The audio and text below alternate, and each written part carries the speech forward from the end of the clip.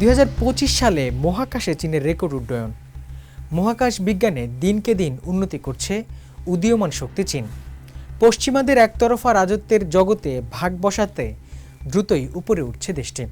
সদ্য সমাপ্ত 2025 সালে চীন 92টি মহাকাশ উৎক্ষেপণ করেছে, যা ইতিহাসে সর্বোচ্চ। এই এক বছরে কক্ষপথে পাঠানো হয়েছে 300টির বেশি স্যাটেলাইট। চীনের মহাকাশ গবেষণায় ক্রমাগত উন্নতির স্বাক্ষর রাখছে। সামরিক, আবহাওয়া, যোগাযোগ, ইমেজিং সহ নানা কাজে চীনের পাঠানো এই স্যাটেলাইটগুলো কাজ করছে।